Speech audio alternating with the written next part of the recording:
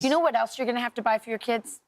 Perhaps a new map of the United States of America. With the great state of Canada and the great state of Greenland. Oh, that's right. So listen, this is what Donald Trump tweeted out or posted on X back on December 22nd. He said, for purposes of national security and freedom throughout the world, the United States of America feels that the ownership and control of Greenland is an absolute necessity.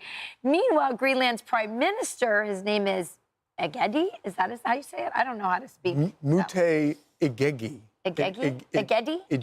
Ejed? I don't know. I'm going to be the one person on the couch not to attempt. All right, don't attempt. Let's just call him the prime minister. He's the prime minister said this. And this is what he said.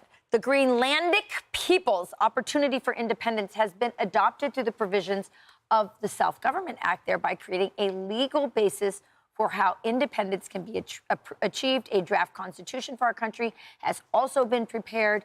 Work has already begun with regard to creating the framework for Greenland as an independent state within the possibilities and provisions of Self-Government Act. So Donald Trump sends out this tweet. At the same time, Greenland has been talking about independence from Denmark. And one of the things that they've done to sort of push this forward is to put in airports so that you can come directly to Greenland without having to pass through Denmark. So they've done that part. But he's also, this prime minister said, sorry, we don't want to be part of the United States. So what do you think is going to happen here? And what is really behind all this with Donald Trump? But the important point there is that even they are not satisfied with being governed by Denmark, which is kind of an important thing. Yeah.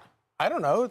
Do we want Greenland, guys? Well, so I'm not really sure, and this is a great question for your next interview with Trump. I'm not sure it's necessarily about U.S. sovereignty over Greenland, but I think U.S. influence in the Arctic is extremely important. This is strategy. This is major high-level geopolitical strategy. You look at what our enemies are up to. You look at the Chinese, you look at the Russians together, that alliance or axis of the Chinese and the Russians, they are really aggressive in the Arctic. And the free world has to, like, wake up and pay a lot of attention to that. And I think that's what Trump is getting at here, saying, hey, we would like to have more influence on this landmass up there. And who do you think can defend Greenland from Russia or China, more importantly, better?